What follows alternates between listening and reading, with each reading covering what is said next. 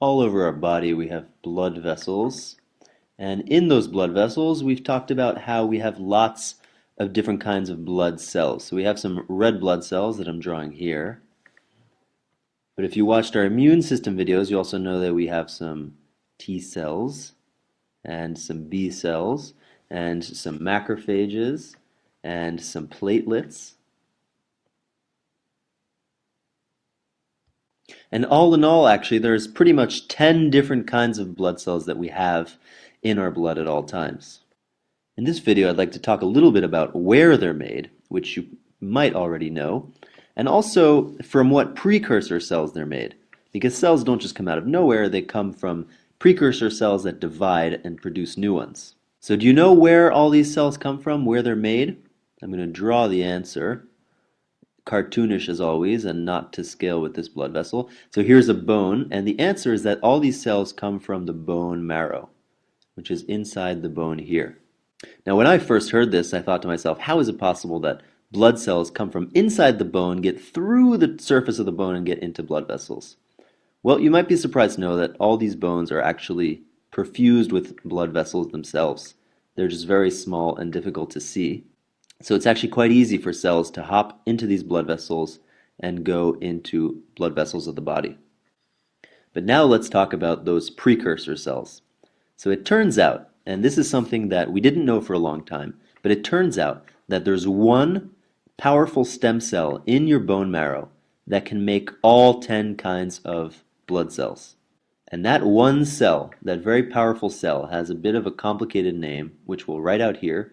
It's called a pluripotent.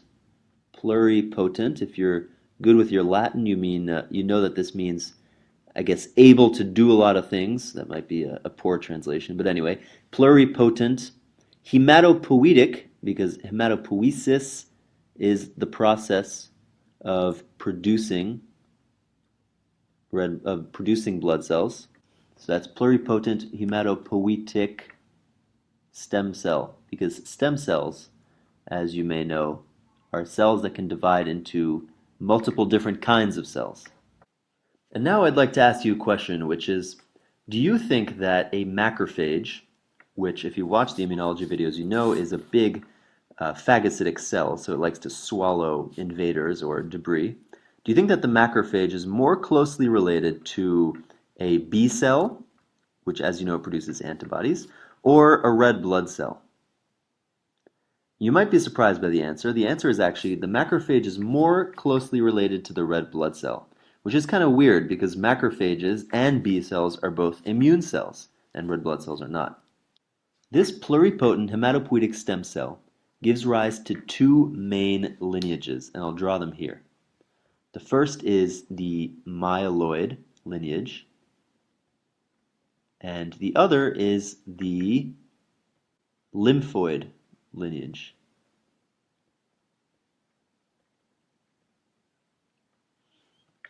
So when this pluripotent cell here first divides, it can give rise to one of these or one of these.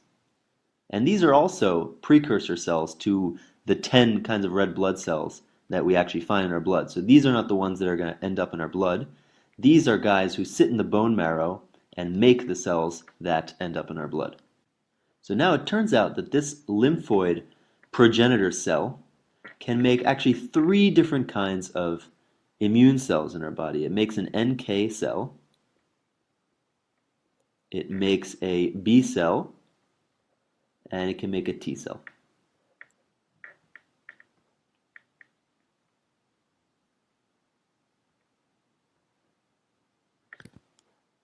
And this is 3 out of our 10 blood cells that we talked about, and so the other 7 are going to be from the myeloid lineage.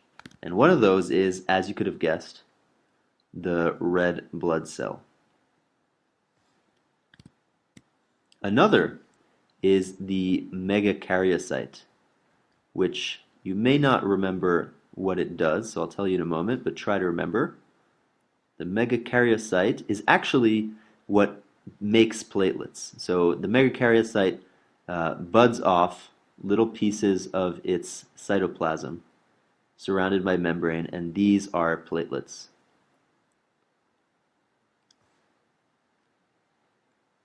But the myeloid lineage also makes a bunch of immune cells in addition to the red blood cells and the platelets. And you may not have heard of these, so I'll just list them here. One of them is the neutrophil. That one you're most likely to have heard of. And there's two other cells which are very similar to the neutrophil. One is called the basophil, and one is called the eosinophil. And don't feel too bad about not having heard about these because they're actually pretty rare in your blood. They are there, but there aren't many of them. And then there's also a monocyte, which is fairly similar to these three above. And the monocyte is actually what becomes a macrophage later on. You're probably familiar with macrophage. Monocyte is just a slightly less differentiated version of a macrophage. And finally, there's also mast cells. And mast cells are the ones that... So these are our 7 other cells.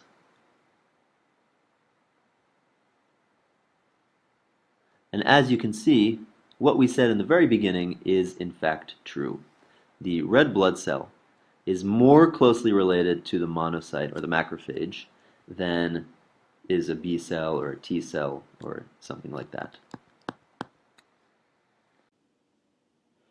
And now I'm adding an addendum to this video to mention one other kind of cell that we've talked about in the past videos but that I didn't put on this chart. And that kind of cell is the dendritic cell. It's one of the antigen-presenting cells that we talked about. And I want to ask you, do you think the dendritic cell comes from the myeloid lineage or the lymphoid lineage? And it's actually a trick question because the answer is it comes from both. So we have some dendritic cells that I'm drawing here, which come from the myeloid lineage, and some, which I'm drawing right next to it, which come from the lymphoid lineage. And it turns out that the ones that come from the myeloid lineage are created from monocytes, whereas the ones which come from the lymphoid lineage are not really descendants of B or T cells. They come from some lymphoid precursor. So dendritic cells are kind of a weird exception. They can be made from either line. And I wanted to add yet another piece of information, hopefully not overloading this too much, just to remind you once again that monocytes, in addition to becoming dendritic cells, can also become macrophages. And macrophages we are certainly familiar with, at least we've talked about them in the other videos. So here's a macrophage. And macrophages, if you remember, are kind of like sentinels. They sit out in the tissues and watch for invaders. And dendritic cells also behave like that. So what about this monocyte? Does he do the same thing?